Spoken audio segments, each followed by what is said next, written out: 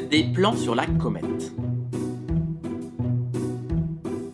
Non, pas possible! Ça ne peut pas être vrai. Esteban Lockman, éminent scientifique, spécialiste dans l'astrophysique et grand amateur d'ovnis à ses heures perdues, venait peut-être de découvrir la vérité sur les extraterrestres. En tout cas, il tenait la preuve de leur existence. C'était une avancée majeure, même la NASA ne devait pas savoir. En même temps, qui aurait pu en avoir l'idée?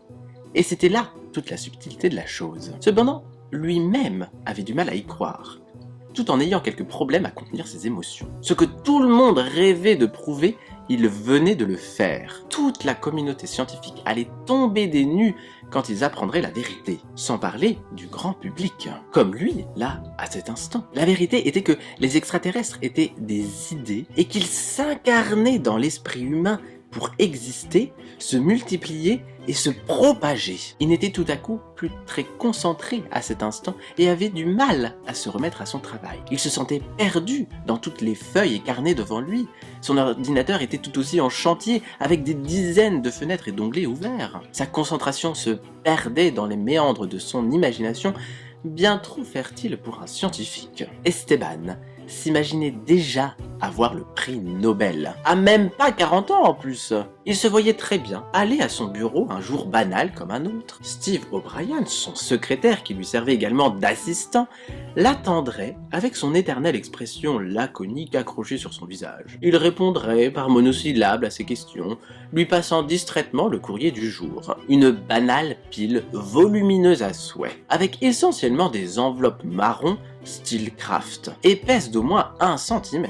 Car, même si la plupart de ses confrères utilisent le mail, ou courriel pour les plus puristes d'une langue issue de Molière, comme moyen de communication et d'échange de fichiers, beaucoup utilisaient encore l'impression papier comme sorte de sauvegarde pour un hypothétique blackout informatique, jamais prouvé. Une superstition tenace de l'archaïsme informatique où le moindre panne de courant pouvait détruire des mois, voire des années de recherche. Ces dossiers, prenant beaucoup de place dans les archives de l'université, accumulaient surtout beaucoup de poussière pour une utilisation approchant du zéro absolu. Car tous ces dossiers avait déjà été lu par ses soins sur ordinateur directement. Esteban emporterait donc la pile monstrueuse de courriers dans son antre d'astrophysicien déjà pleine comme un œuf de papier, livres en tout genre et appareils afin d'en faire le tri. Distraitement, tout en réanimant son matériel informatique à la lenteur exaspérante,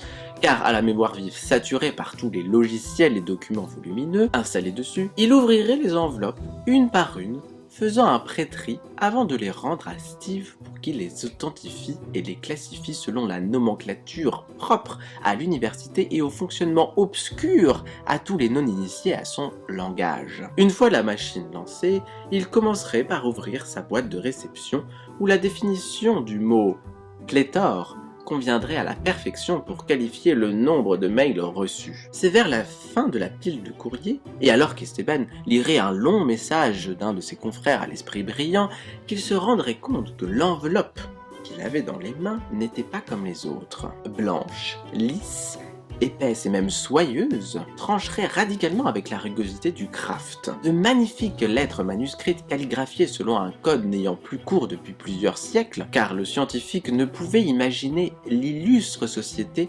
s'occupant du Nobel se laisser aller à la révolution informatique, indiquerait son patronyme, l'adresse et même le numéro de bureau qu'il occupait à l'université. Esteban avait ce fantasme des vieilles sociétés secrètes où le temps et les mœurs n'avaient plus cours et dont la seule évolution technologique tolérée serait la roue et le fer forgé. Intrigué, il ouvrirait cette lettre avec toute la déférence qu'il possédait, son cœur battant d'émotion, car bien évidemment, il n'y aurait pas trace de l'expéditeur sur l'enveloppe. Une page de cette calligraphie aussi parfaite, sur un papier plus riche et moins blanc, aux effluves d'encre, viendrait annoncer, dans des tournures de phrases alambiquées mais parfaitement compréhensibles, qu'il était l'heureux gagnant du prix Nobel. Une ellipse temporelle digne des grands films hollywoodiens vient alors clore ce fantasme de lui acclamé par ses pairs au milieu d'une réception faste et somptueuse, dans un palais suédois aux dorures et au marbre étincelant fièrement, arborant son trophée et souriant aux caméras et appareils photo des journalistes venus du monde entier retransmettre ce prix Nobel remarquable. Mais avant toute chose, c'était bien beau de faire des plans sur la comète, de rêver à ce prix et de cette récompense monétaire plutôt confortable.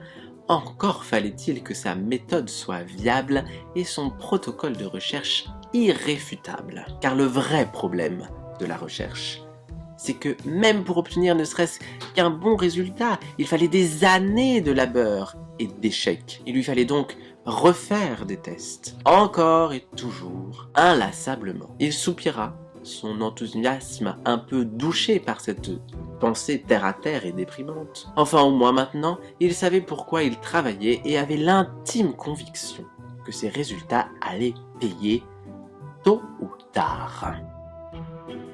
Fin et à la semaine prochaine.